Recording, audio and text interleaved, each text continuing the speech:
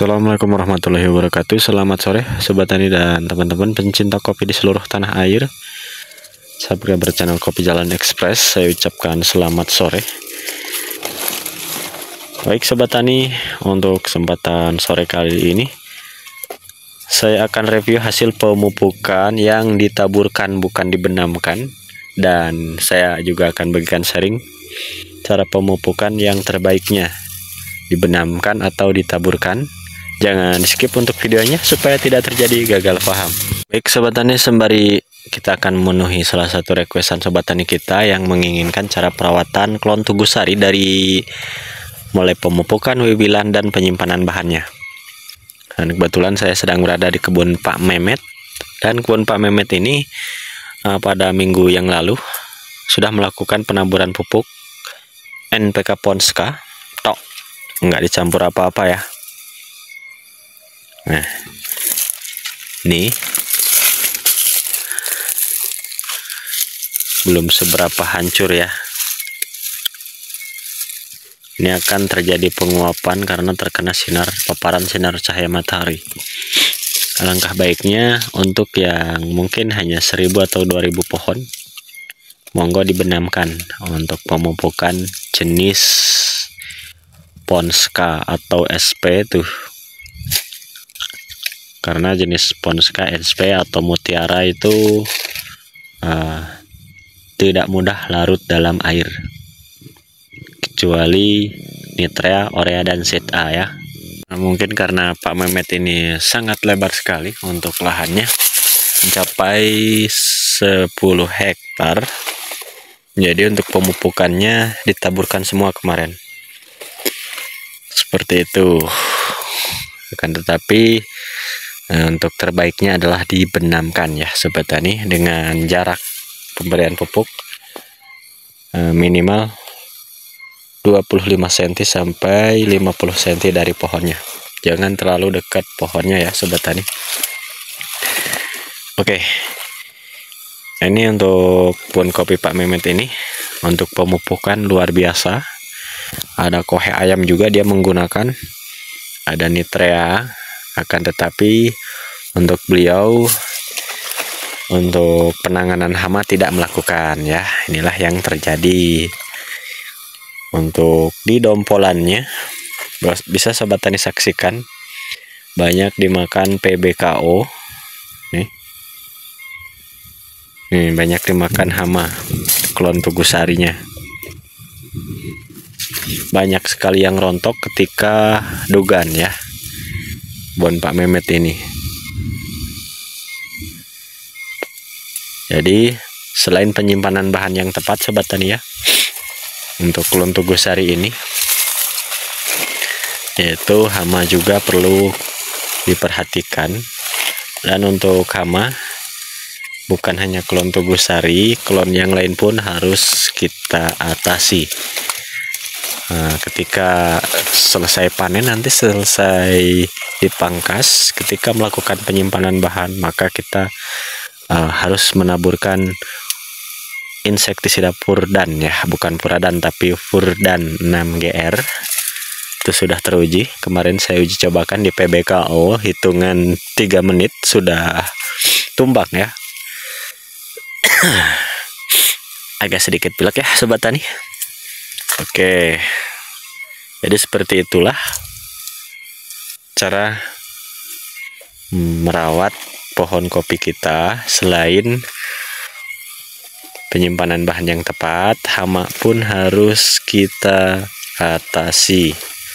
Nah, untuk klon Tugusari ini kembali saya sarankan penyimpanan bahannya harus di titik tumbuh bulan 11. Beda halnya dengan klon daun lebar dan klon yang lainnya seperti Bagio, seperti Besema, Arsat, itu nggak apa-apa di bulan 10 titik tumbuhnya, atau Tugu Super ya.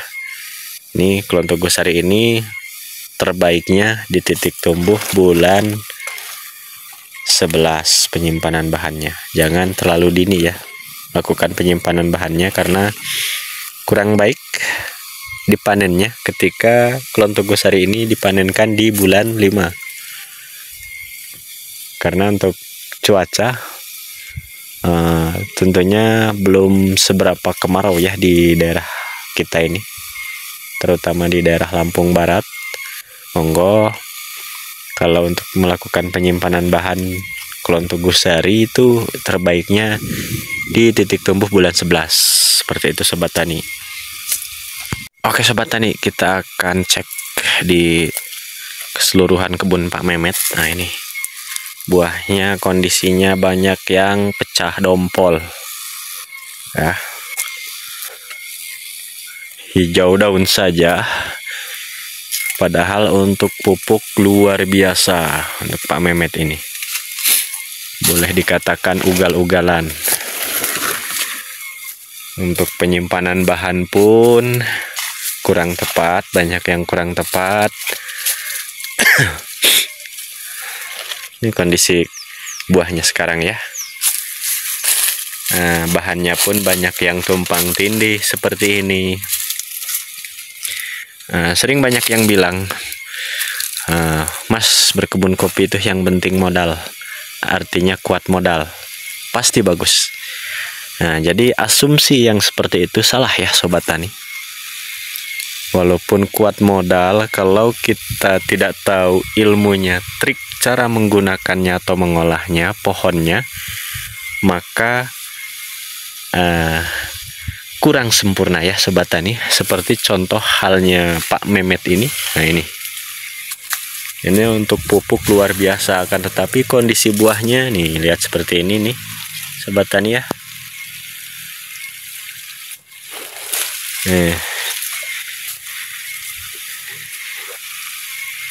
Ini sebenarnya kekurangan unsur N juga nih, akan tapi beliau melakukan pemupukannya langsung Ponska. Sudah saya kasih saran, tetapi mungkin dia berpendapat sendiri ya, monggo.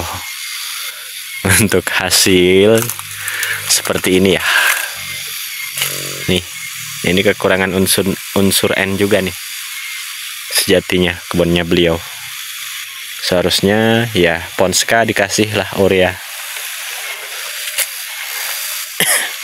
kan tetapi beliau menggunakan Poskato pemupukannya. Nah, untuk beliau ini 1 tahun 3 kali ya Sobat Tani memupuknya. Kalau daun nggak salah-salah subur, kan tetapi untuk di buahnya masih seperti ini nih. Tunas rajanya juga seperti ini ya, banyak pecah dompol. Ini efek penyimpanan bahan yang kurang tepat. Dipanen berguyur kemarin nih, udah dipanen dan tidak langsung dilakukan pemangkasan ya. Nih dari sini harusnya langsung dipangkas tek, maka akan terjadi hasil yang sangat maksimal, tidak stres. Nah, maka dari itu Sobat Tani, sekali lagi rawatlah pohon kopi kita, lakukanlah pemangkasan wiwilan, dan jangan bikin bahan yang kita simpan tumpang tindih, tidak beraturan, semrawut, maka itu pun akan mengurangi pembuahan pada kopi kita ini. Jadi bukan banyak ranting banyak buah, tapi kebalikannya, banyak ranting sedikit buah. Nah ini contohnya. Contohnya ada tentunya di hadapan kita ya. Kita saksikan sama-sama. Buahnya seperti ini. Karena untuk bahan tumpang tindih, tidak beraturan, ya, penyimpanan bahan kurang tepat. Ini terlalu dini nih, ya. 1, 2, 3, 4, 5, 6, 7, 8, 9, 10, 11, 12 ruas. Ini terlalu dini. Alhasil tahun 2026 akan seperti ini lagi kejadiannya. Paling banyak untuk klon rupe 8 ruas, sedangkan itu tadi 12 ruas ya yang ini. Itulah kekurangan tepatnya melakukan penyimpanan bahan, menjadi efeknya ke buah. Buah pun kurang maksimal ya Sobat Tani. Seperti itu. Setelah kita memahami cara penyimpanan bahan, wiwilan, dan pemupukan, maka hama pun harus kita atasi. Seperti itu ya Sobat Tani, supaya untuk buah kopi kita selalu lebat setiap tahunnya. Seperti itu ya Sobat Tani. Oke Sobat Tani, jadi mau pupuk sebagus apapun, kalau bahan atau pohon kopinya bejigut atau pakojot semrawut seperti ini, maka tidak mungkin hasilnya itu bisa maksimal ya Sobat Tani. Ada ranting mati tidak dibuang, bahannya tidak dicek penyimpanannya di bulan berapa, alhasil tidak akan serempak tuh. Ada yang demegan, ada yang fase penuaan, ada yang merah. Mau pupuknya sebagus apapun tetap kurang maksimal ya yang seperti ini. Jadi nggak mungkin nih yang dahannya tumpang tindih seperti ini dipupuk dengan pupuk yang sangat bagus juga, nggak mungkin jadi buah semua, alhasil akan rontok ya Sobat Tani. Seperti itu. Jadi pemahamannya, marilah kita belajar dulu merawat pohonnya ya pada intinya. Mari kita belajar mengatur bahan dengan arah yang tepat, dan titik tumbuhnya dipelajari, serta wiwilannya dipelajari, dan hamanya ya Sobat Tani. Jangan lupa hama pun diatasi. Karena bagusnya bahan yang kita simpan, suburnya bahan yang kita simpan, kalau diserang hama maka akan terjadi kegagalan ya. Seperti contoh, bahan yang bagus misalkan dibolongin oleh penggerek ranting seperti PBKO, maka akan terjadi patah dahan tuh. Maka akan terjadi pengurangan bahan. Itulah kekurangan kita tidak menangani hamanya ya Sobat Tani.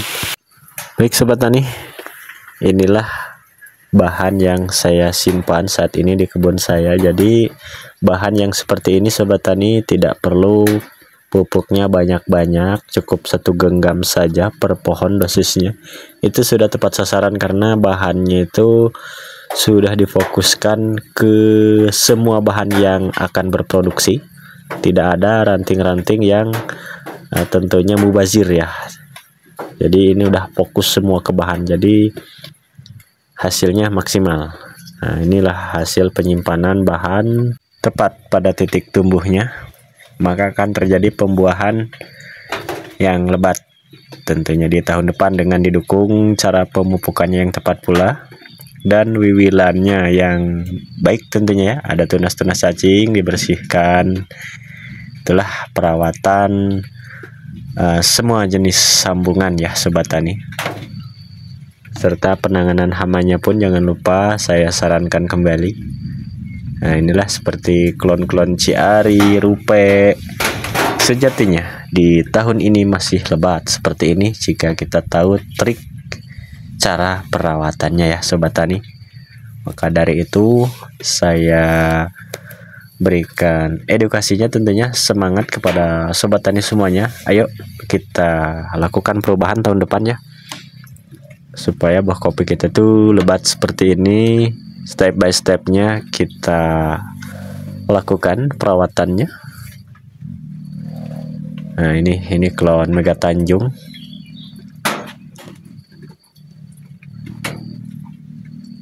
Untuk di tahun depan jangan lupa di titik tumbuh bulan 10 untuk klon Mega Tanjung. Dan daun lebar ini ya, daun lebar ini titik tumbuh terbaik di bulan 10. Maka buahnya akan lebat seperti ini. Ketika kita fokus ke buah dan bahan, maka pupuk yang akan kita berikan akan maksimal. Seperti itu ya Sobat Tani. Maka dari itu, lakukanlah pemangkasan dengan rapi, lakukanlah wiwil, dan lakukanlah penanganan hamanya. Maka akan terjadi buah lebat seperti ini ya Sobat Tani.